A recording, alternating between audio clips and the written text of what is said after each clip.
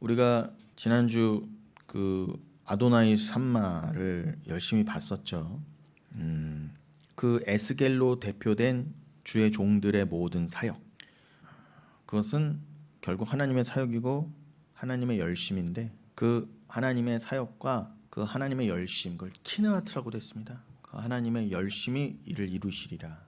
그 열심의 완성이 결국 한마디로 뭐라고요? 그게 아도나이 삼마, 우리 성경에는 여호와 삼마로 되는 것입니다. 그 여호와 삼마가 에스겔서의 마지막에 기록돼 있었어요. 그래서 맞습니다. 에스겔서뿐만이 아니라 성경 전체가 다 하나님이 이루시는 그 아도나이 삼마입니다. 그리고 성경 전체의 그 결론이 아도나이 삼마, 즉 하나님이 우리와 함께 계시다라고 하는 것처럼 우리들이라고 하는 이 죄인을 건지셔서 그 구원하신 목적도 영원을 두고 우리와 하나 되시기 위해서. 성경 전체가 뭐라고 그래요? 주제가 뭐예요? 한마디로요. 나는 너희의 하나님, 아버지가 되고 너희는 나의 백성, 그 아들이 되리라, 그거잖아요. 그걸 이루시는 게 하나님의 열심이에요. 그거를 반드시 끝까지 영원토록 완전 무결하게 이미 완성하셨고 그렇게 우리를 이끄신다가 바로 하나님의 신실함, 그걸 믿는 걸 믿음이라 합니다. 그러니까 한마디로 아도나이 삼마를 믿는 걸 믿음이라 그래요. 아도나이 삼마를 믿는 게 바로 하나님의 언약, 그 약속을 믿는 거니까요. 성경을 믿는다는 얘기겠죠. 그래서 우리가 어떻게 결론을 냈어야 했습니까? 특별히 에스겔서를 보면서 이 땅의 이스라엘, 그 문자적인 이스라엘, 민족적 이스라엘, 그 한 지역적 이스라엘, 혈통적 이스라엘, 자기들이 선민이라고 했던 그 바리새인과 서기관들로 대표됐던 그 이 땅의 이스라엘은 이미 지금 에스겔서를 통해서도 우리가 확인했지만 역사적으로도 망했었죠. 그런데 이 땅의 이스라엘이 망했다 해서 하나님의 영광이 우리에게서 떠난 게 아니었구나를 에스겔이 그 적국 바벨론 포로지에서 깨달았던 거예요. 그럼 우리가 진짜 영적 이스라엘이고 에스겔 얘기가 우리 얘기고 에스겔을 통한 하나님의 말씀이 우리 거가 돼야 되잖아요. 그럼 우리는 어떻게 깨달아야 된다고요? 하나님의 영광은 우리에게서 떠난 게 아니구나. 하나님이 예수 그 성령으로 찾아오셔서 우리의 옛사람을 죽이시고 우리의 죄인 되었음을 심판하시고 우리를 멸하셨지만, 우리 옛사람을 멸하셨지만 그렇게 해서 그냥 끝나는 거였으면 우리에게는 아무 소망이 없었는데 왜 그렇게 하셨다고요? 우리를 부활시키시기 위해서. 그렇구나. 성도에게 한번 영원 전부터 찾아오시기로 작정하셔서 이 땅에서 성령으로 찾아오신 그 하나님은, 그 영광은 절대 떠나신 게 아니었구나. 하나님이 한 번 약속하셨는데 우리를 버리신 바도 아니고 우리가 뭘 좀 잘못해서 우리가 하나님께 뭔가 기준이 안 돼서 하나님 우리를 선택하셨다가도 너의 공로와 너의 자격과 너의 노력이 부족하구나 해서 우리를 버리시는 게 아니구나. 영광은 그런 식으로 떠난 게 아니구나를 깨달으라고 에스겔서와 모든 성경이 쓰여졌다는 것을 믿으십니까? 요거 너무 중요한 거예요. 그래서 제가 여쭤본 거예요. 이게 그냥 들어서는 안 되는, 사실 전달돼야 될 내용이에요. 요게 안 돼서 천국과 지옥이 갈리는 거거든요. 그래서 오늘도 우리가 이렇게 모여서 몇 명이 모였을 때 이걸 재차 확인해야 되는 거예요. 그게 교회의 역할인 것입니다. 우리가 모여서 오늘 또 뭐 시간 남아서 그냥 뭐 시간 그냥 쓰려고 말씀이나 듣지 뭐 이제는 뭐 밥이나 먹지, 여기에 뭐 그렇게 오신 분들 한 분도 안 계시지만 예를 들면 그런 식으로 모여서 그냥 얼렁뚱땅 넘어가고 어렵게 모였는데도 나눌 바를 못 나누고 헤어지면 그건 교회가 아니에요. 그런데 여러분 뭐 밥을 먹든 못 먹든 뭘 하든 못 하든 전혀 상관없어요. 그러나 그 모든 걸 뛰어넘어 어떤 식으로든 뭐가 전달돼야 된다? 아도나이 삼마는 전달돼야 된다는 것입니다. 아도나이는 내 주란 뜻이었습니다. 주. 그거를 성경에서는 뭐 여호와라고도 표현해 본 거라고 했어요. 핵심은 뭐라고요? 나의 주는 나와 함께 영원히 계신다가 진짜 믿어져야 돼요. 내가 어떠한 자격과 모습이라 할지라도, 내가 어떠한 죄인이었다 할지라도 주님이 나를 택하시고 믿음을 주셨다면 절대 그 하나님은 떠나시지 않는다. 나의 행위가 아니다. 그리고 나는 원래 하나님이 나를 떠나시는 게 맞아요. 사도 베드로도 이사야도 고백했잖아요. 하나님이 이사야를 찾아오시니까 예수 그리스도가 베드로의 배에 오르니까 어떻게 했어요? 두 사람 다 나를 떠나소서, 나는 죄인으로소이다, 감당 못하겠습니다 그랬잖아요. 세례 요한조차도 뭐라고요? 나는 그 예수 그리스도의 신들매의 끈을 그 감당하기도 어렵다 했어요. 표현이 그 정도지 신발끈 정도가 뭐예요. 그냥 주님 앞에 우리는 설 수 없다니까요 여러분. 왜요? 우린 죄인이기 때문에. 어떤 죄인? 그 하나님을 몰랐던 죄인, 또 그 죄인을 구원하시는 하나님을 몰랐던 죄인, 또 그 죄인에게 부어진 사랑이 어떤 사랑인지 전혀 몰랐던 죄인, 또 이 땅에 우리가 포로지로서 내려와 있고 어디로 가야 하며 어떻게 살아야 되는지를 전혀 망각하고 마음대로 살았던 교만했던 죄인. 내가 하나님이 말씀으로 찾아오셨을 때 마치 이사야를 하나님이 그 환상 가운데 찾아오시고 베드로에게 예수님이 그 배로 들어오신 것처럼 이제는 주님이 우리에게 말씀으로 성령으로 들어오셨을 때 우리의 첫 반응은 뭐라고요? 맞아요, 난 죄인입니다. 하나님 나를 떠나소서. 나를 떠나시는 게 원래 맞아요. 근데 어떻게 나를 성전 삼고 영원히 거하신다고 하시죠? 라고 무한 감사를 드리게 돼야 돼요. 이게 안 되면 성도가 아니에요. 이게 안 되면 아무리 많이 모여 있고 그래도 저는 전혀 기쁘지 않아요. 그리고 아무리 자주 모여도 이게 나누어지지 않으면 매우 허탈하고 화가 날 정도라는 거예요. 교회가 아니거든요. 우리가 라이온스 클럽도 아니고 로타리 클럽도 아니고 모여서 뭐 합니까? 우리가 동네 개 모임도 아니고 동호회도 아니잖아요. 우리는 예수관이었으면 전혀 만날 일이 없던 사람들이었어요, 여러분. 맞잖아요. 저 여러분이 만날 일이 뭐가 있어요? 말씀이 아니면. 말씀만이 우리의 공통점이 되는 거예요. 그러면은 우리의 존재 이유, 목적, 함께 모인 이유, 목적에 따라서 예수만 나눠야 돼요. 이게 너무나 당연한 건데도 자꾸 퇴색되니까 저는 우리 교회에서라도 자꾸 강조를 할 수밖에 없습니다. 근데 주님이 예언하신 바예요. 갈수록 퇴색될 거다. 갈수록 교회의 원래 목적을 잃어버리고 겉모양만 교회로 남을 거야. 명분만 교회로 남을 거야. 건물만 화려할 거야. 분명히 예수님이 그러셨어요. 그러니 우리가 이 아도나이 삼마의 고백을 에스겔처럼, 에스겔은 그 포로지 바벨론에서 아도나이 삼마를 깨닫고 외쳤다면 우리는요 똑같이 이 땅에서, 이 죄악된 세상에서, 이 1차 지옥에서 우리도 그 에스겔처럼 아도나이 삼마를 외쳐야 될 줄로 믿습니다. 우리의 고백도 결국 여호와 삼마가 돼야 된다는 얘기예요. 하나님은 이 죄인인 나를 여기서도 떠나지 아니하시고 언제나 함께 하셨구나. 내가 원하지도 않았는데, 심지어 내가 불평불만할 때조차도 하나님 나를 떠나지 아니하시고 그냥 버리시고 죽이셔도 아무 할 말 없는데 나를 끝까지 천국까지 인도하신다니요. 그냥 그 하나님을 깨닫고 충만하게 만나시면 돼요. 그게 사랑이고 그게 예배예요. 딴 거 필요 없습니다. 근데 제 말을 꼭 오해하면 하지 말라고 들리는 사람들은 가짜예요. 그럼 이제 아무것도 안 해도 되겠네. 그걸 그렇게 들리는 사람들은 아직 가짜라는 뜻이라니까, 여러분. 누구보다 열심히 살게 돼 있어요. 누구보다도 예배를 열심히 드리게 돼 있고요. 누구보다도 말씀을 갈급하게 돼 있어요. 대충 안 산다니까, 여러분. 내가 피곤하고 내가 좀 못 먹고 내가 좀 남들처럼 못 살더라도, 내가 막 남들처럼 막 아각거리고 돈 벌러 안 나가더라도 정말 귀한 하나님의 일에 온 신경이 집중되고 그것을 중심으로 살게 돼 있어요. 그러니까 저는 이제 여러분도 마찬가지지만 우리는 그걸로만 판단이 되잖아요. 보인다 말입니다. 함부로 사람을 판단하는 얘기가 아니라, 제가 그분의 인생을 어떻게 알고, 사람은 겉모습은 꾸미기 나련인데 그분이 착하게 말을 한다, 겸손하게 말을 한다, 착하게 보인다, 돈이 많다, 이렇게 해서 그 사람 모른다니까요. 죄송하지만 그 사람 그 자신도 자기를 몰라요. 인간은 자기를 몰라요. 인간은 인간을 만드신 하나님만 알아요. 그러니 우리는 저분 안에 성령이 있구나, 믿음이 있구나로만 판단하면 돼요. 이분이 왜요? 이분의 외모로, 이분의 삶으로 이분이 노력해서 천국 가는 게 아니니까 그거는 우리가 판단할 문제가 아니에요. 그건 다 하나님이 합력해서 그 인생을 이끌어 가시는 거예요. 저분이 어떤 일을 당했던, 저분이 무슨 병을 앓든, 저분이 지금 사업이 망했든 중요하지 않아요. 그분이 천국 가는 인생이냐만 우리는 중요한 거예요. 왜요? 영원히 볼 거거든요. 아무리 착하고 돈 많으면 뭐예요? 지옥 갈 인생이면은 나랑 상관없는 인생인데 우리는 그걸로만 판단하자는 거예요. 근데 그걸 자꾸 얘기하면 차갑다, 매멸차다 그러는 거예요 자꾸. 나랑 상관없는 사람한테 왜 신경을 씁니까? 물론 말씀은 전하죠. 그러나 아무리 전해도 안 될 사람은 안 된다는 거예요. 제 말은요. 끝까지 전하지만, 그런데 어떻게 해도 끝까지 안 받아들이는 사람은 정이 안 갈 수밖에 없어요. 지금 다른 교회도 챙기기에 바빠 죽겠는데, 그리고 내가 천국 가는 일에도 지금 바빠 죽겠는데 어디 신경을 씁니까?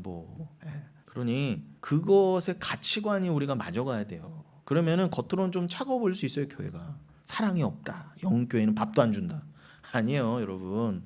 괜찮아요. 밥 한 톨 안 줘도 괜찮아요. 진짜 줘야 될 걸 줘야 돼요. 그렇다고 우리 교회 아주 그렇지 않잖아요.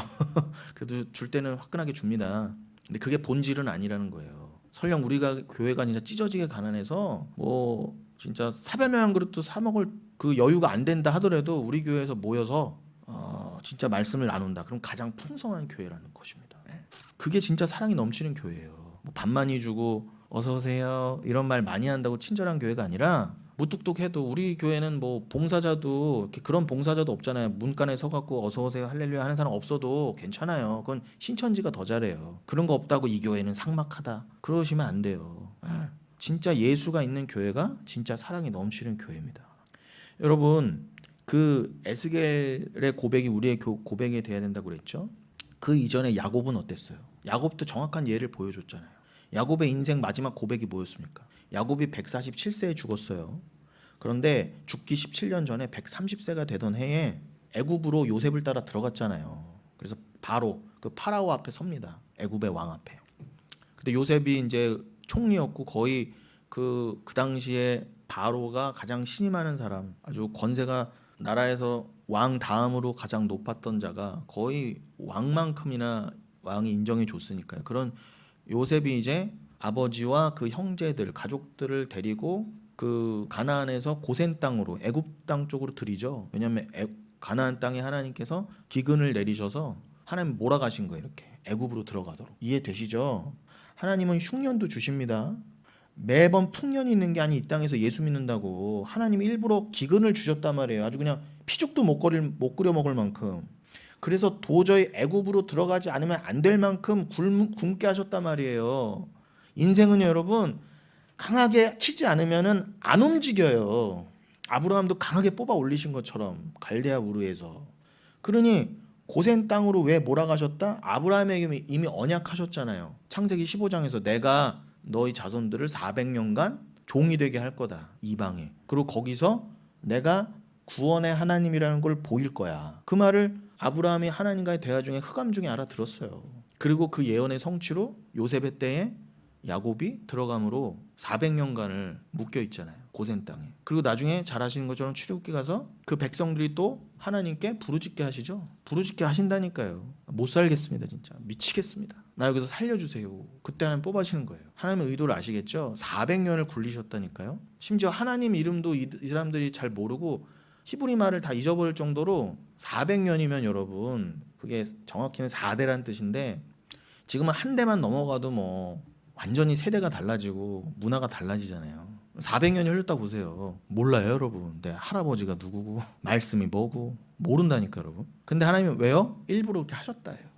그 애굽이라고 하는 세상 중심에서 그 사단의 나라에서 백성을 키우시는 거예요. 어떻게 키우신다? 갖은 노역과 기근과 배고픔과 고생으로 키우셔요. 부르짖게 만드시. 그때 뽑아 올리신 거 여러분. 인간은요 등 따시고 배부르면 절대 부르짖지 않아요. 근데 하나님이 나는 너희를 구원하는 하나님이야를 보여야 되거든요. 그리고 너희가 어떤 은혜 가운데 구원을 받아 천국에 들어왔는지를 알게 하시기 위해서 일부러 몰아가신 다음에 고센 땅에서 거기서 뽑아 올리셔서 가나안에 집어넣으심으로 야 너희들의 인생이 바로 이 땅 애굽 땅과 같은 이 땅에서 뽑아 올려줘서 광야를 지나 요단강 건너 가나안 그 천국 들어가는 거야를 보이시려면 뭔가 교보제가 필요하잖아요. 예가 필요하잖아요. 그 예가 이스라엘이었다니까 여러분. 걔네는 그냥 예시였던 거야. 예시. 걔네 자체가 중요한 게 아니라 신명기에서 분명히 말씀하시잖아요. 너희는 내가 잘나서 뽑은 게 아니야. 니들이 뭐 수요가 많니? 니들은 모든 민족 중에 가장 수요가 적고 힘이 없는 민족이야. 그래서 뽑았다 그러세요. 여러분을 왜 뽑으셨다? 고린도전서 1장에도 그러죠. 물론 예수 믿는 자 중에 꼭 가난한 사람, 못 배운 사람만 있는 건 아니지만 대부분은 어떻게 뽑으셨다? 학벌도 문벌도 없는 사람 중에 뽑으셨다는 거예요. 물론 그 중에는 사도 바울처럼 좀 학식이 있고 똑똑한 사람이 개 중엔 있어야죠. 그 역할을 맡겨야 되니까. 말씀을 전하고 성경을 남기려면. 근데 그러한 바울조차도 어떻게 이끌어 가셨다? 나는 죄인 중에 괴수입니다. 내가 예수 믿는 자들을 잡아 족치고 죽이던 그런 자였습니다까지 깨치고 낮추셔서 그 잘남으로 자기를 위해 살지 않고 어떻게 해요? 하나님만을 위해 살게 하신다는 거예요. 그리고 평균적으로 어떻게? 세상에서 뭐 그렇게 의지할 게 없는 사람, 주님만 바라봐야 될 사람들을 뽑으시는 거예요. 그 인생을 이렇게 만드신다예요. 근데 이거를 기존 교회가 인정하지 않아요. 아무리 성경에 나와 있지만. 왜 그렇게 하신다? 한마디로 너 잘남으로 구원받은 게 아니라는 걸 알게 하시려고, 그냥 하나님 은혜였다는 거, 오직 은혜였다는 걸 알게 하시려고 오히려 그런 자로 너희를 만든 다음에 뽑아 올리셨다는 거예요. 이스라엘도 조차도 어떻게 해요?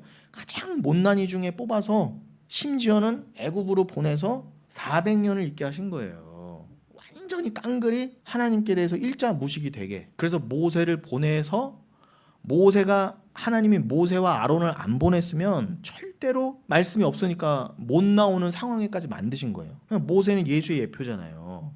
이 세상에서 우리가 예수가 우리에게 안 왔으면 여러분 우리는 그냥 이 땅에서 죽자고 고생하다가 평생 그냥 그런 저렇게 그냥 지진벅거리고 살다가 다 그냥 지옥 떨어질 운명이었단 말입니다. 그러니 야곱이, 그 원래 이름이 야곱이고 나중에 이스라엘로 바뀌잖아요. 그러니까 이스라엘의 시조가 된 거기도 하고, 야곱이 환도뼈 얻어맞고 쩔뚝거리고 평생을 쩔룩거리는 그 사람이 장애인이 되기 전에 이름이 야곱이잖아요. 그러니까 야곱은 또 이스라엘의 전체 이스라엘의 대표고, 우리가 영적 이스라엘 한다면 우리의 대표기도 한 게 야곱인 거예요. 그래서 저는 야곱을 좋아해요. 왜요? 야곱이라는 이름은 원래 거짓말하는 자, 사기꾼 새끼라는 뜻이거든요. 그도 그렇게 그 팥죽 한 그릇에 장자명분 그 팔게 해갖고, 그게 원래 윤리 도덕적으로 보면 뭐예요? 그 나쁜 짓이고 사기꾼이에요, 여러분. 그 왜 형의 거 뺏어요? 축복권을? 그리고 축복권을 받았다고 믿었으면 거기서 잘 있어야지 왜 도망가요? 도망가서도 얼마나 험난한 세월을 살았습니까? 이리 치고 저리 치고 무당짓도 했다가 여자도 넷이나 두면서. 근데 하나님 그 모든 거를 다 합력하여 선을 이루시더라는 거예요. 그 못난 일을. 야곱은요, 애들 말대로 돌아보면 모든 게 흑역사였어. 제발 하나님 좀 제발 내 인생에 왜 다 흑역사예요? 좀 이런 인생은 아니었으면 하는 인생으로만 점철됐어, 야곱은요. 근데 그 야곱이 말년에 그 바로 왕 앞에서 요셉과 함께 왕 앞에 갔을 때 뭐라고 고백했다고요? 창세기 47장 1절로 9절을 제가 읽어드릴게요. 안 찾으셔도 됩니다. 창세기 47장 1절로 9절. 요셉이 바로에게 가서 고하여 이르되 내 아버지와 내 형들과 그들의 양과 소와 모든 소유가 가나안 땅에서 와서 고센 땅에 있나이다 하고, 그의 형들 중 5명을 택하여 바로에게 보이니, 바로가 요셉의 형들에게 묻되 너희 생업이 무엇이냐? 그들이 바로에게 대답하되 종들은 목자입니다. 그리고 우리와 선조가 다 그러하나이다 하고 그랬습니다. 요셉이 자기 아버지와 형제 중에 5명을 뽑아서 왕 앞에 데려갔더니 왕이 너희가 뭐 하다 왔어? 너희 직업이 뭐야?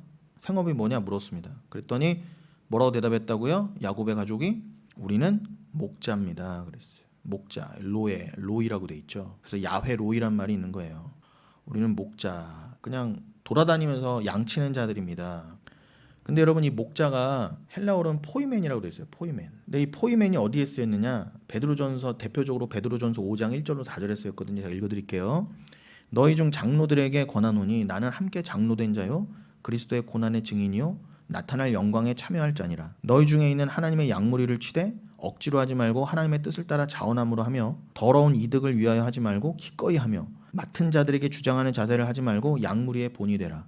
그리하면 목자장이 나타나실 때에 시들지 아니하는 영광의 관을 얻으리라. 이렇게 되어 있습니다. 여러분, 제가 지금 야곱의 가족이 바로 앞에서 우리는 목자 출신입니다 라고 한 거를 가지고 지금 부연 설명 드리는 거예요. 그것이 헬라어로 포이맨인데, 그게 어디에 쓰였다? 베드로전서 5장 초반에 보면은 장로들, 프로스비테로스, 그 장로들이 우리가 생각하는 그 장로 말하는 게 아니에요. 모든 교회 지도자를 말하는 거예요. 목사 포함해서, 재직들 포함해서. 그런 영적 지도자들에게 권하노니 너희는 고난의 증인이다. 그리스도의 십자가 고난의 증인이고 함께 그 고난에 참여할 자고, 그렇게 함으로 그 하나님의 영광을 드러낼 자다. 그리고 내가 너희에게 양무리를 맡겼다. 그러니 그 양은 하나님의 양이야. 너희 양이 아니야. 그 하나님의 양무리를 치되 억지로 하지 말고, 억지로 할 것 같으면 하지 말라는 거예요. 억지로 하지 말고 하나님의 뜻을 따라 자원함으로 하며, 더러운 돈을 위해서 하지 말고 기꺼이 하라는 거예요. 즐겁게, 기쁘게 하라는 겁니다. 그리고 맡은 자는 맡겨진 자들에게 함부로 주장하는 모습, 내가 목사야 이러면서 함부로 굴거나 갑질을 하지 말라는 거예요. 쉽게 말하면요, 양무리의 본이 되라. 오히려 그리하면 어떻게 해요? 목자장이 나타나실 때에, 여기에 목자장이 아르키포이멘이라고 돼 있어요. 아까 그 목자가 포이멘이면 여기는 목자장입니다. 그러니까 아르키포이멘. 그러니까 여러분 목자장이 원래 계세요. 그건 그리스도예요. 그분이 참 목자예요. 그분만이 목자예요. 그래서 제가 지난주 수요일에 초반에 뭐라고 했어요? 목사는 엄연히 목회자나 목양자가 아니다. 유일한 우리 교회를 목회하시고 양을 목양하시는 분은 예수밖에 없어요 원래. 근데 우리에게 그냥 맡겨주신 거예요. 목자의 역할을. 그렇게 안 하셔도 돼요. 주님이 너무 바빠서 야 내가 일이 너무 많고 목양할 애들이 너무 많으니까 너도 이거 해라 너도 이거 해라 분산시킨 게 아니라 진짜 목자를 깨닫게 하시려고 그냥 하나님이 다 하셔도 되는데 그 목자로 맡겨진 자들도 그리스도를 더 깨닫고 더 전하게 하시기 위해서 그 양들도 참 목자가 어떤 분이라는 거를 더 깨달아 알게 하시기 위해서 때로는 인간 목자 하나님 맡겨주신 목사의 연약함을 보며 그렇게 참 목자장 되시는 예수를 또 더 알라고 그렇게 우리에게 직분을 맡겨주신다는 거예요. 그런데 그 직분을 맡은 자들은 어떻게 하라고요? 더러운 이득을 위해서 하지 말고 자원함으로 기쁘게 하라는 거예요. 억지로 하지 말고. 그러면 그 아르키포이멘 목자장이 나타나셔서 어떻게 해요? 시들지 아니하는 영광의 관을 주시겠다 그럽니다. 여러분 그런데 이것과 대조되어서 사무엘상 21장에 보면은 도액이라는 인간이 나와요. 그 도액은 에돔 사람 즉 이방인인데 저기 그 에서의 후예죠. 에돔 사람인데 그 도액이라는 자가 누굽니까? 사울의 목자장이라고 나와요 거기에. 그러니까 여러분 다윗의 목자장은 하나님이었어요. 시편 23편처럼 하나님은 나의 목자시니 내게 부족함이 없으리로다. 그 로이 그 아르키포이멘은 다윗의 목자장은 하나님이었단 말입니다. 예수 그리스도였단 말이에요. 그런데 사울의 목자장은 누구였다 그래요? 이방인 도액이었다 그래요. 이게 참 상징적이고 대조적입니다. 그 22장 사무엘상 22장에 가면은 노비라는 곳이 있어요. 그 노베 도액이란 놈이 가 있습니다. 그런데 마침 그때 사울을 피해서 다윗이 도망을 왔어요. 쫓겨다니다가 그 노비라는 땅에. 그런데 거기서 아히멜렉이라는 그 제사장이 다윗을 도와주죠. 그 진설병 원래 제사장만 먹을 수 있던 진설병 그 떡을 다윗에게 배고프니까 나눠주고 그리고 보관하고 있던 골리앗의 칼을 줍니다. 근데 이것을 도액이 봐요. 그리고 그걸 얼른 가서 사울에게 고발합니다. 이런 나쁜 놈이 다윗을 도왔습니다. 그랬더니 이제 막 사울이 노발대발해서 저거 죽여라, 저 제사장 죽여라 그랬습니다. 근데 그 아무도 제사장을 치기를 두려워하는 거예요. 주의 종을 어떻게 함부로 치냐. 제가 말할 땐 진짜 주의 종을 말하는 거예요, 여러분. 요걸로 꼭 사기 쳐먹죠. 목사한테 대들고 아무리 목사가 나쁜 짓 해도 목사한테 대들면 큰일 난다. 아니면 제가 말하는 건 진짜 목사일 때 말하는 거예요. 진짜 선지자, 진짜 주의 종은 함부로 건들면 안 돼요. 뺨 한 대도 때리면 안 돼요. 좀 죽습니다, 잘못하면. 그러니 어쨌거나 이 사람들은 뭐 그게 문자적으로라도 재수 없을까봐라도 안 치는 거예요. 제사장을. 사울 왕 말을 안 듣는 거예요. 그랬더니 도액이란 놈한테 명령했더니 알았습니다. 가더니 아히멜렉 포함해서 그 모든 가족 85명의 목을 자릅니다. 그리고 그 성읍에 높당에 제사장 가족뿐만이 아니라 남녀노소 다 죽이고요. 그냥 다 죽여버려요. 가축까지 다 죽여버려요.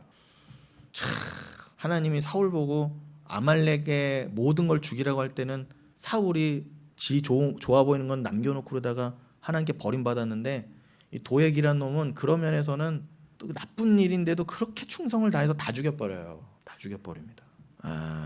그래서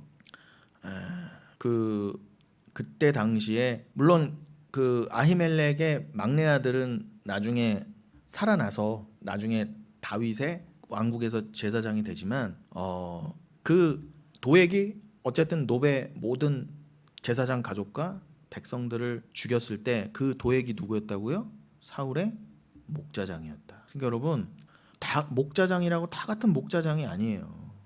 분명히 하나님이 도액 같은 놈을 뒀어요. 이 땅에. 근데 도액 같은 놈이 대부분이라는 거예요. 주님 말씀은. 근데 도액은 어떻게 한다? 진짜 죽이는 자예요. 그러나 참 목자장에게 말씀을 맡은 자는 결국 심판의 말씀을 전하지만 그를 살리는 자란 말입니다. 그리고 어떻게 판별할 수 있다? 베드로전서 말씀처럼 억지로 하지 않고 기꺼이 하며 더러운 일이 돈을 추구하지 않아요. 높은 마음으로 높은 자세를 취하지 않는다. 답 나오죠? 자, 아무튼 이런 상황에서 다시 아까 그 야곱의 고백으로 돌아가면은 야곱이 뭐라고 했다고요? 제 인생이 바로 그렇게 아도나이 삼마입니다. 제 인생이 그렇게 험악하고 그랬지만 하나님 늘 함께 하셨습니다. 이 고백 가운데 제가 지금 추가로 설명드린 거죠. 그런데 그 야곱의 고백이 나오기 직전에 뭐라고요? 야곱의 가족이 뭐라고 했다고 바로왕한테 우리는 목자입니다. 그러니까 이 목자가 단순히 생업의 문제를 넘어 이러한 영적인 의미가 있습니다 해서 제가 지금 베드로전서 얘기나 도액 얘기를 한 거예요. 그러면서 그 요셉의 말을 이어가자면은 우리와 선조가 다 그러하니이다라고 지금 요셉과 그의 가족 야곱을 포함한 가족이 우리가 다 목자였고 우리 선조들이 다 그렇게 목자 일을 해왔습니다 했는 겁니다.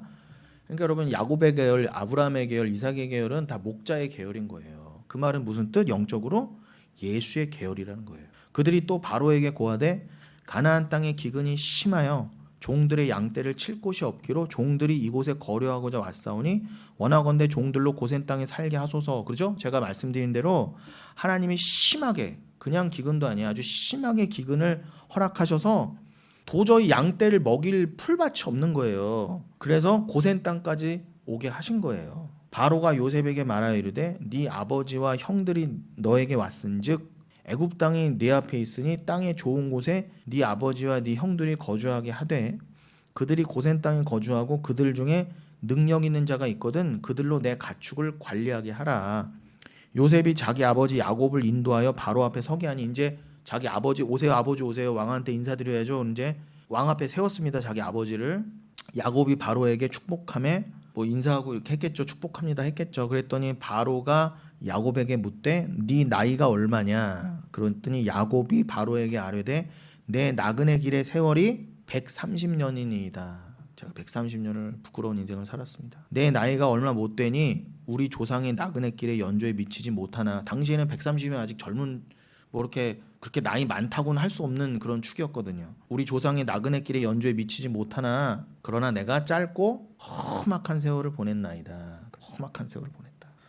여러분 이거 싫어하지 마세요. 어떤 목사들은 그래서 야곱을 싫어해요. 험악한 세월을 보냈다고. 아 이거 어떡하면 좋아요 진짜. 말하기도 지쳤습니다. 험악한 세월을 보내면 안 된대. 그래서 야곱을 싫어한대. 다른 사람 얘기 아니에요. 여러분 직전에 있던 교회 얘기예요. 야곱을 아주 저주스럽게. 아니 여러분 우리 다 야곱이었다니까.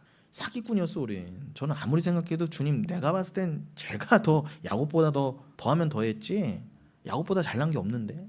근데 어떻게 우리를 야곱을 이스라엘로 바꾸시듯 우리를 어떻게 하나님 아들로 만드십니까? 그리고 우리가 하나님 앞에 나는 내 연수가 참 살아온 인생이 부끄럽습니다. 그저 나의 모든 삶은 구비구비하는 험악한 인생이었습니다. 그 고백을 하나님 앞에 솔직히 내야 돼. 왜요? 그건 하나님이 만드신 인생이에요. 그러나 중요한 건 뭐예요? 그러나 하나님이 그 말도 안 되는 인생을 통해서도 나를 구원하시고 나를 이스라엘로 만드시고 오히려 이 모든 구비구비의 험악한 세월은 나를 성도로 교회로 구원의 백성으로 만들어내시기 위해서 반드시 필요한 일들이었군요. 나에게 이런 험악한 인생 겉으로 봤을 땐 판단이 되죠. 나쁜 인생이야. 가짜 그 도액 같은 목사들도 뭐예요? 그건 나쁜 인생이야. 고생하면 안 돼. 평탄한 길, 대로 같은 길이 시온의 대로 같은 말까지 하면서 그런 길이 복된 길이야 라고 사기치고 있을 때 지들 인생도 돌아보면 말도 안 되는 인생이면서 그럴 때 아닙니다. 그건 우리가 판단할 게 아닙니다. 하나님이 만드신 인생입니다. 하나님이 정하신 백성이면 오히려 더 하나님이 험악한 인생을 야곱처럼 살게 하십니다. 그래야 하나님 믿으니까. 그래야 예수 의지하니까. 그거 내놓으라는 거예요. 그럼에도 불구하고 하나님이 내 인생을 주관하시고 나의 목자장 아르키포이멘 로이가 되어주셔서 나를 여기까지 인도하셨고 그게 사도 바울의 고백이기도 했죠. 나의 나된 것은 오직 하나님의 은혜라. 그러면 그거를 봤을 때 앞으로도 정해져 있잖아요. 그걸 하나님의 예정이라 그래요. 영원까지 어떻게 해요? 날 끝까지 인도하시겠구나. 돌아본 인생만 봐도 하나님은 나의 영원한 목자가 되어주시겠구나. 아멘. 그걸 내놓으라는 거예요. 그게 여호와 삼마 아도나이 삼마의 고백이에요. 그거 내놓으시라고 여러분 굴리시는 거예요. 여러분이 혼자 여러분이 다 잘 사실 것 같으면 여러분 혼자 다 그냥 여러분 능력으로 사실 것 같으면 뭐하러 목자가 필요합니까? 여러분이 부족하고 양 같으니까 목자를 주신 거잖아요. 예수를. 여러분이 스스로 다 잘났으면 뭐 목자가 필요해요. 양이 알아서 살면 되지. 근데 왜 하나님 굳이 여러분을 그렇게 부족한 양, 그 주인도 못 알아보고 들이받고 그러는 양, 조금만 인도해 주지 않으면 지갈 길로 가버리는 양, 뭐가 잘났어요. 그렇다고 힘이나 세요? 사자나 곰만 나면 매 하고 그냥 죽는 게 양이에요. 그런 양이 뭐가 이뻐요. 그냥 다 버려도 돼요. 여러분, 양고기 뭐 맛있기나 해요? 우린 양고기 먹지도 않잖아요. 여러분, 뭐 양고기 먹으면 맛있다고는 하는데 웃자고 한 얘기입니다. 어디다 써요 양을 도대체. 근데 왜 굳이 우리에게 그 목자를 주셨냐 말이에요. 양이니까. 양이 험악한 세월을 살죠 당연히. 이걸 인정 안 하는 거야, 인본주의가. 그걸 염소라고 합니다. 잘난 염소. 뭐 정확히 찾아보진 않았지만 그 뭐 염소 얘기가 나와서 하는 말, 지금 중국 뭐 베트남 이런 데 엄청난 태풍이 막 슈퍼 태풍이 왔잖아요. 앞으로 여러분 기대하십시오.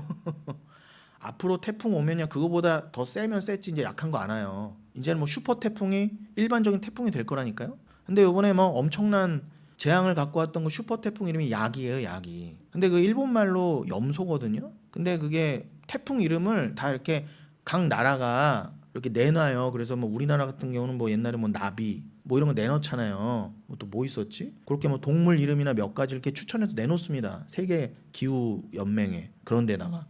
그러면 이 동북아 지방에는 태풍이라고 불려요. 타이푼. 이 태풍에다 이름을 붙일 때 일본에서 몇 개 이름 내놓은 거, 한국에서 몇 개 이름 내놓은 거, 중국에서 내놓은 거, 그런 게 이렇게 돌아가면서 뭐 동남아 이름도 있고요. 이렇게 몇 가지를 내놔요, 자기네 말을. 그럼 그거를 1호 태풍은 얘 거, 2호 태풍은 얘 거, 3호 태풍 얘 거, 이렇게 이름을 돌려가면서 짓는 거예요. 전혀 모르시는 것처럼 그러십니까? 근데 요번 태풍이 몇 호인지 모르겠는데 그게 그러니까 이제 적도 지방에서 하나씩 올라오잖아요. 그럼 이게 몇 호, 몇 호, 몇 호 붙여요, 이름을. 근데 요번에 올라온 그 몇 호 태풍의 이름이 야기입니다. 요번에 일본 이름이 붙을 차례였던 거야. 그럼 제가 굳이 야기가 그 제가 알고 있는 일본어 염소 그 붙인 건가는 제가 거기까지는 조사 안 해봤지만 바빠서. 근데 아마 야기가 그 일본 염소가 맞을 거예요. 지금 그 염소 태풍이 막 돌아다니고 있는 거예요, 지금 동남아를. 우리나라에는 안 왔죠. 이 얘기를 왜 했지? 웃자고 한 얘기입니다, 여러분. 힘드신 것 같아서 지금. 아무튼 목자의 인도함이 필요 없는 염소가 되지 마시고. 자, 그러면 이제 목자 얘기에서 우리가 또 어디로 이어져야 하느냐. 여러분, 그 지난 시간에 물 얘기는 언제나 매번 반복해도 부족함이 없다 그랬는데, 그래서 물이 바다 덮음도 한 2, 3주간 살펴봤었죠. 그러면서 지난주에 급하게 마무리한 부분이 어디였어요? 이사야서 11장 9절이었잖아요. 내 거룩한 산 모든 곳에서 해됨도 없고 상함도 없을 것이니 이는 물이 바다를 덮음 같이 여호와를 아는 지식이 세상에 충만할 것임이라. 그래서 여기서 물이 바다를 덮음이 무슨 의미인지, 또 여호와를 아는 지식이 곧 하박국의 표현을 하면 여호와의 영광을 인정하는 것이구나, 그게 무슨 의미인지 우리는 다 살펴봤어. 그리고 더 중요한 거는 그 물이 바다 덮음이 결국 여호와를 아는 지식, 그 충만한 것, 뭐 여호와의 영광을 인정하는 게 충만한 것, 그 모든 것이 무엇을 가리킨다? 이사야서나 하박국만의 얘기가 아니라 성경 전체가 묵시 얘기라고 했습니다. 즉 하나님 나라, 영혼에 관한 말씀이에요. 성경 전체는 다 하나님 나라와 그의 주인이신 하나님, 그의 아들 예수에 관한 말씀이지, 절대 여러분 각자를 위해서 이 땅에서의 얘기를, 이 땅에서의 인생을 살기 위해서 여러분 주신 게 아니라는 거예요.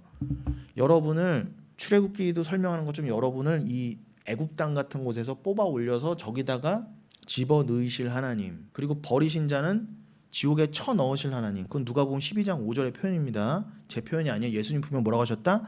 나는 지옥에 보낼 자를 지옥에 집어 넣는 일도 내가 한다 그러셨어요. 집어 쳐 넣는다 하셨어요. 예수님이 분명히. 어머, 예수님이 어떻게 지옥에 쳐 넣어 영혼을.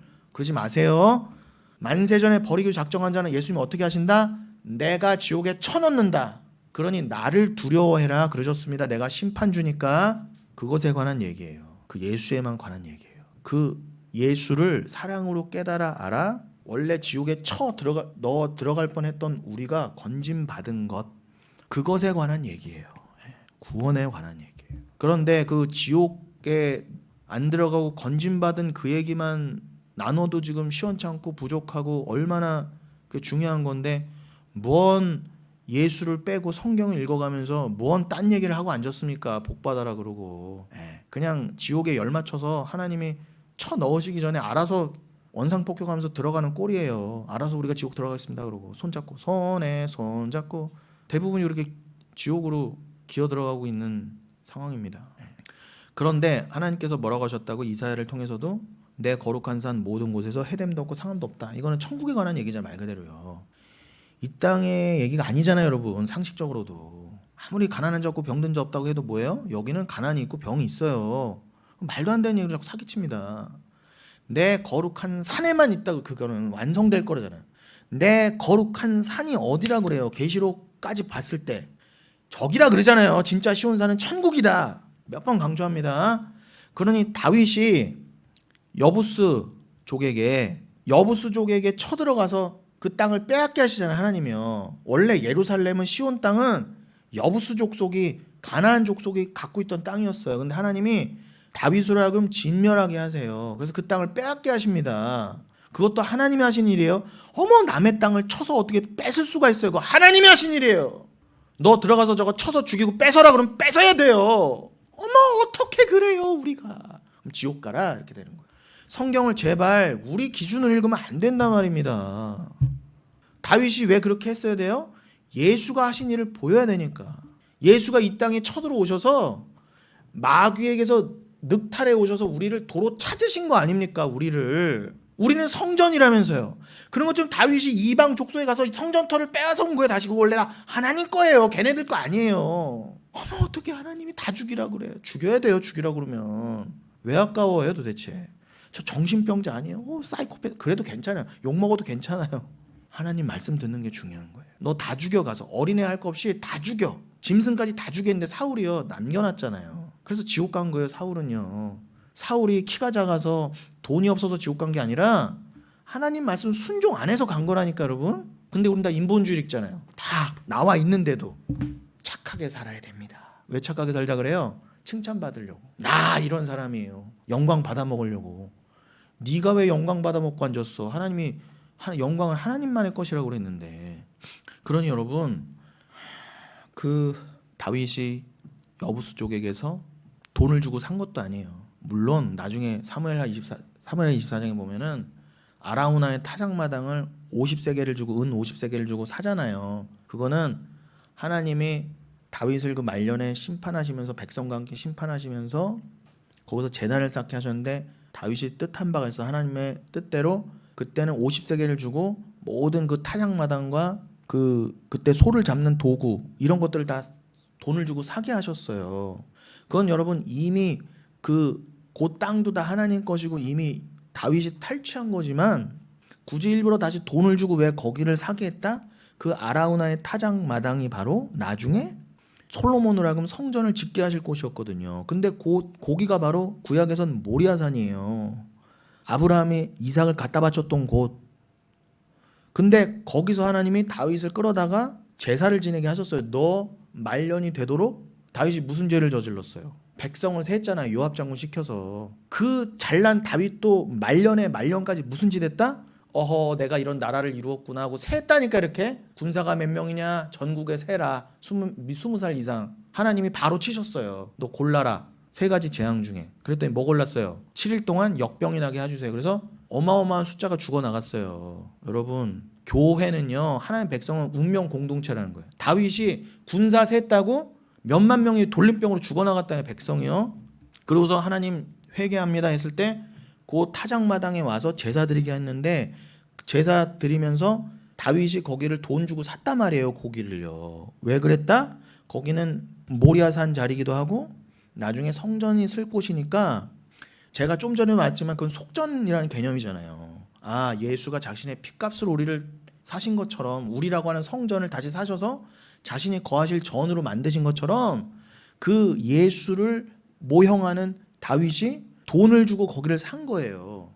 그런 역사가 나중에 있기는 하지만 원래는 그 시온 땅은 어떻게 했다? 이 땅에서의 문자적 지역적 시온 땅은 다윗이 쳐들어가서 뺏었던 거예요. 그런데 그 시온 땅이 결국 나중에 또 다윗이 은 50세겔을 주고 다시 산 그 땅이 뭐를 상징했기에 그렇게 중요한 것이다? 이 땅의 시온산은 저기 하늘의 진짜 시온산을 상징하는구나. 다윗은 진짜 왕이신 예수를 예표하는 인생이구나. 다 모형이잖아 이거는. 그럼 진짜는 저기란 말이에요. 그럼 이사야도 뭘 얘기했다? 저기 얘기했단 말이에요. 그 진짜 시온산, 하늘의 시온산이 진짜인데 거기에서 해됨도 없고 상함도 없다. 천국이야 그게 바로. 그걸 물이 바다 덮음으로 설명하신 거예요. 그걸 쉽게 말하면 그걸 아는 자가 이 해 아래 바다에 살면서 물로 덮이는 거예요. 생명수로. 휘도로 호조에 그 생명수로 예수가 주시는 생명수 덮였다는 거예요. 그 예수가 주시는 생명수를 설명하고자 에스겔서 40장 이후에 그 성전에서 흘러나오는 물, 특별히 에스겔서 47장에서 성전에서 물이 나오잖아요. 그 물이 천사가 측량할 때마다 천척 가면은 물이 바다 발목에 차고, 그 다음에 또 천척 가면은 무릎에 차고, 천척 가면 허리에 차고, 또 천척 가니까 어떻게요? 완전히 덮여서 못 가게 됐더라 그러잖아요. 그걸 뭐 사기꾼들은 좀 기도하면 여기까지니까 더 기도해서 성령 충만한 바다라 뭐 이따위로 해석하는데, 아니, 물이 바다를 덮는 거예요, 여러분. 여러분 완전 덮어야 돼요. 성전에서 나오는 물이라고 그러잖아요. 그러니까 진짜 성전이 하늘에 있고 진짜 물은 저기 있다니까요. 그걸 진리의 물이라고 그래요. 그 예수님 내 요한복음 7장에서 내 생수를 마셔라. 그 생수를 마시게 된 자는 너희 배에서도 생수가 나오리라. 그 말이 뭐예요? 그 배는 원래 성전이라는 뜻이거든요. 너희가 저 진리의 생수를 마시면, 말씀을 마시면 너희도 성전이 되어서, 나와 함께 성전이 되어서 너에게서도 생명수가 나오게 되리라. 맨날 썩은 물만 나왔던 우리에게서, 뭐 똥오줌밖에 안 나왔던 우리에게서 생명수가 나온다니 말이 돼요, 여러분? 그걸 예수님이 예언하시고 이루셨잖아요. 그걸 이미 예수께서 그렇게 하실 일을 구약에서부터 물이 바다 덮음으로 설명됐고, 또 에스겔 같은 경우는 성전 환장으로 설명이 됐고, 그렇다는 거예요. 그러니 성경은 이렇게 다 연결되어 있고 이렇게 다 오밀조밀하게 다 짜여져 있다는 거예요, 여러분. 뭐 제가 또 무슨 예를 정확하게 물이 바다 덮음의 다른 예로 들으려고 했는데 지금 갑자기 생각이 안 나는데, 근데 뭐 에스겔 뭐 이런 특정인만이 아니라 모든 성경이 저 위에 물을 말하고 있어요. 여러분 다윗의 시편이나 솔로몬의 시편, 또 열왕기서 같은 데를 보세요. 그 다윗과 솔로몬도 무슨 말들 했는데 하늘 위에 하늘들이란 말을 써놨어요. 그리고 하늘 위에 물들이란 말을 분명 써놨다니까요. 그러니까 여러분 그 물 얘기하는 거예요. 그러니까 여러분들도 하늘의 성전이 된다, 그 뜻입니다. 쉽게 말하면 하나님이 거하실 집이 된다. 그래서 여러분들은 예수의 가족이다, 이렇게 된 거예요. 교회는 신부고 가족이다. 이걸 아는 자가 여러분 여기를 초월한 자예요. 물이 바다에 살면서 물로 덮인 자가 되는 것입니다. 그도 그럴 게 바닷물을 아무리 마셔도 목마르지만 물은 안 그렇잖아요. 자, 그러니 이 거룩한 산이 이제 저긴 걸 알았어요. 진짜 시온산은 저기구나. 그래서 이사야는 저기에 저 천국에서 해됨도 없고 상함도 없을 것이라 그랬어요. 요 이사야의 말씀을 도장이라도 찍어두듯이 성경 마지막 부분이 에스겔 아니 요한계시록 21장에 가면 이렇게 되어 있습니다. 읽어드릴게요. 21장 1절로 7절. 또 내가 새 하늘과 새 땅을 보니 처음 하늘과 처음 땅이 없어졌다 그래요. 여러분 처음 하늘과 처음 땅이 어디예요? 여기 프로토스로 되어 있거든요. 여기 말하는 거예요, 여러분. 아까 아까 창세기 야곱의 표현으로 하면은 고센 땅 애굽. 눈에 보이는 이 땅이요. 이걸 옛하늘과 옛 땅이라 그래요. 그걸 뭐예요? 없어졌다 그러잖아요. 없어질 거예요, 여러분. 여기 다. 내가 새 하늘과 새 땅을 보니 이전 저것을 가리키던 이전 것들이 다 지나가고 없더라 그러잖아요. 그게 프로토스로 돼 있어요. 프로토스란 말을 잘 기억하세요. 제가 주일에는 뭐라고 이걸 설명해 드렸죠? 디모데전서 1장 15절. 나는 죄인 중에 괴수다 할 때 그 괴수가 프로토스예요. 대가리란 뜻도 있어요. 근데 프로토스가 무슨 의미도 있다?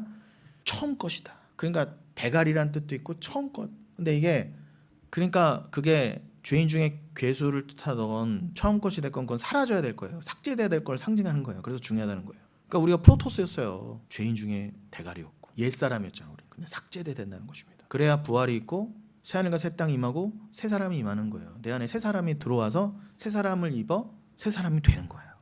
그러면서 뭐라고 해요? 바다도 다시 있지 않더라 그러잖아요. 바다도 없다고 그러잖아요. 이 바다가 뭐예요?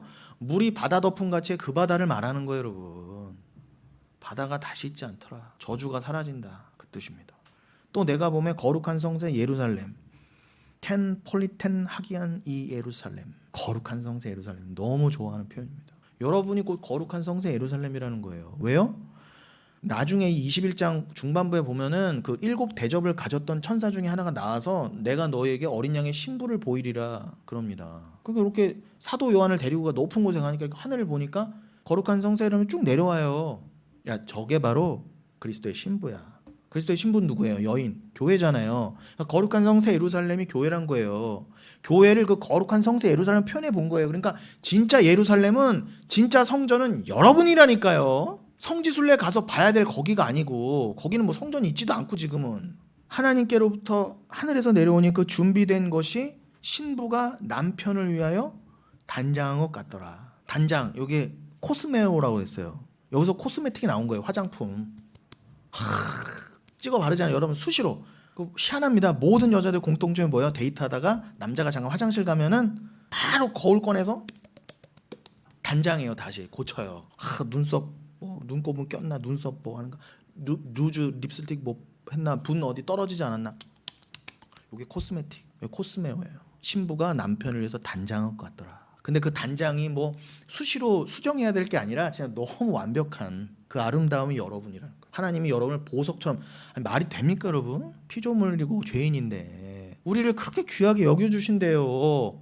그 앞에서 막 신부는 남편한테 잘 보이려고 막 남편만 생각하고 남편만 바라보고 완벽한 사랑인 거예요. 제발 좀 빨리, 저는 이거를 빨리 좀 제가 아는 믿음대로 완성되고 싶어요. 주만을 바라보고 살아, 딴 데 눈도 안 돌아가. 그냥 주님 사랑만으로 완벽한 충만.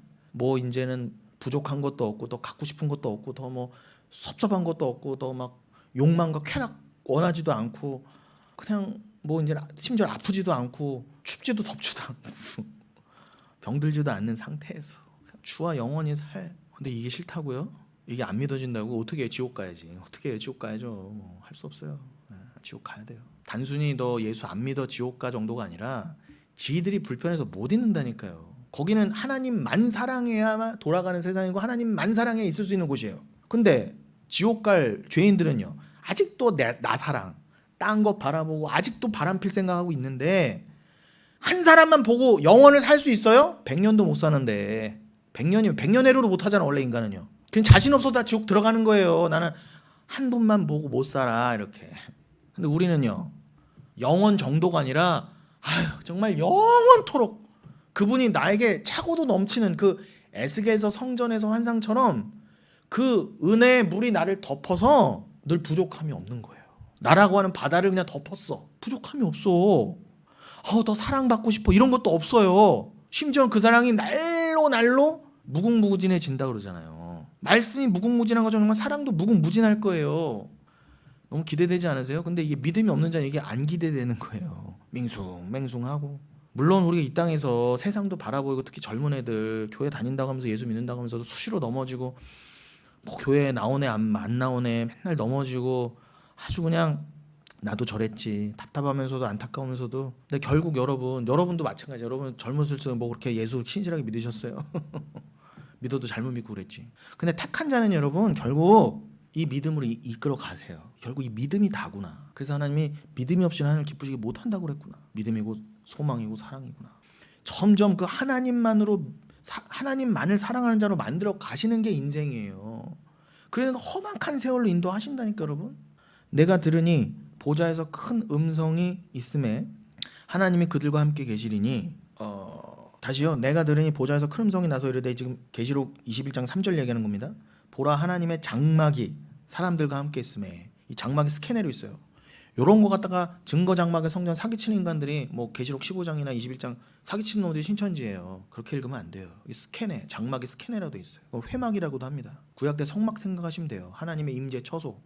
근데 그러니까 원래 진짜 장막은 하늘에 있는 거예요. 근데 그 장막은 하나님 그 자체시고 원래 눈에 보이지 않는 건데 지금 잠시 잠깐 눈에 보이게 하신 거예요.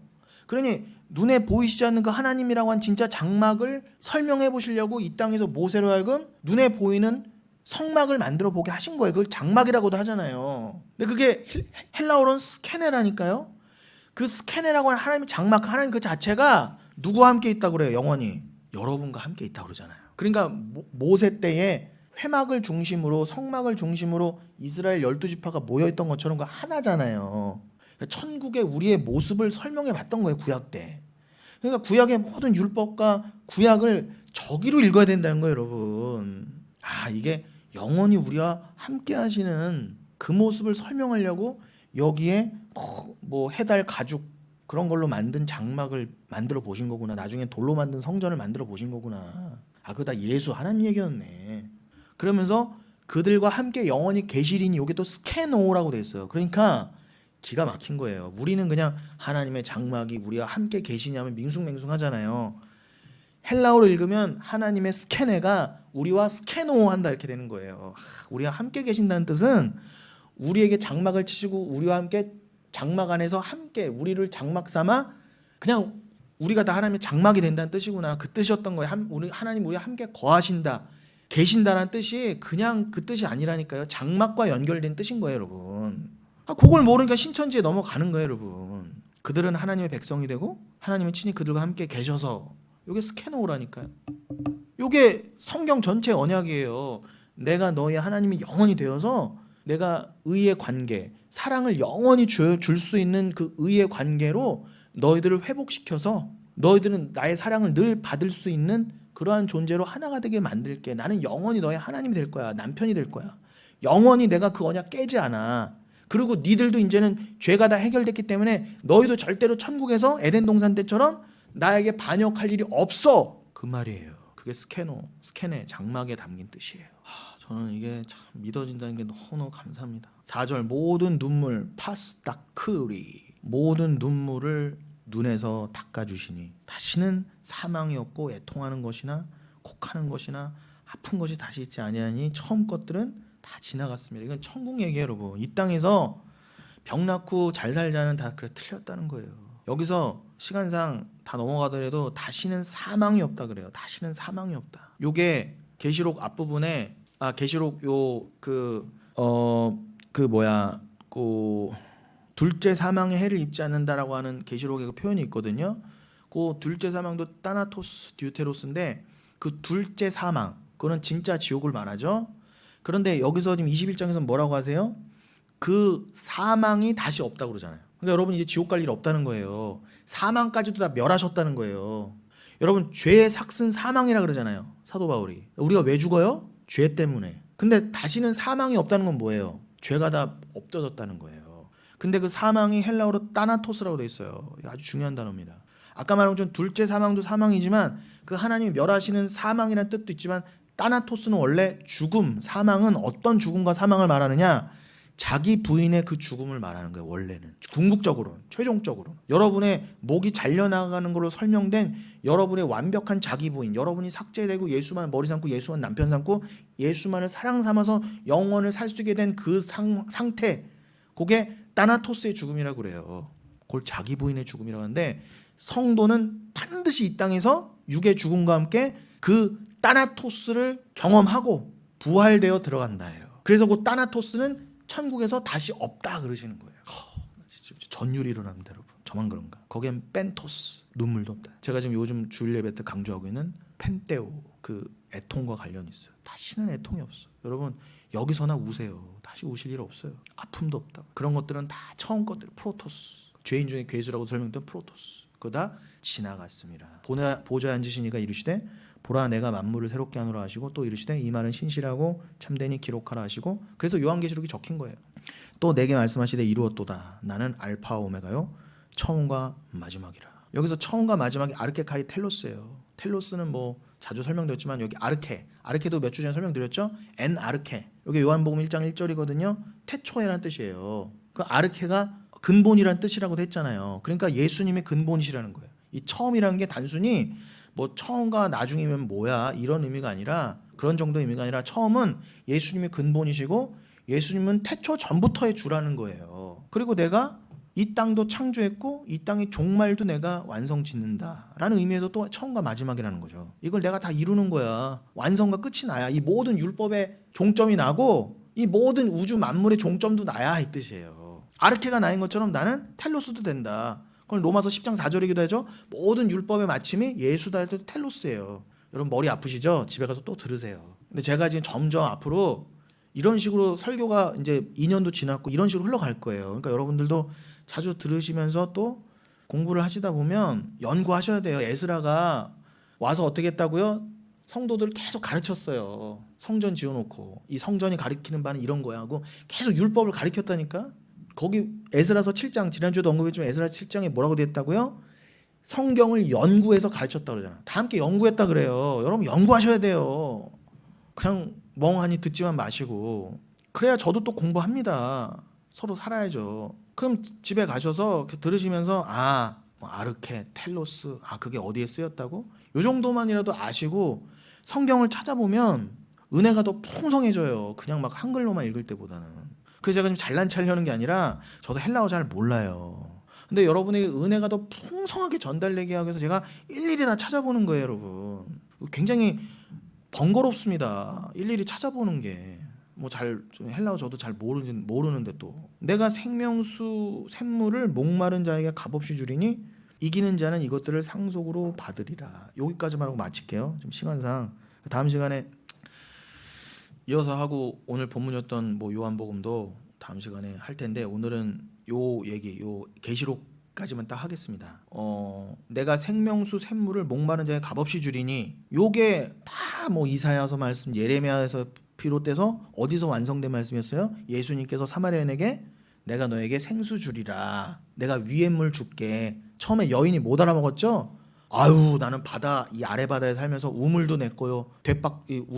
우물물 퍼주는 그릇도 내 건데 물론 우물의 진짜 주인은 여자가 아니었지만 세상이 뭐라고 그래요? 하나님이 주신 우물물 눈에 보이는 우물물 가지고 이건 다 우리 거다. 예수님 보고도 비웃잖아요.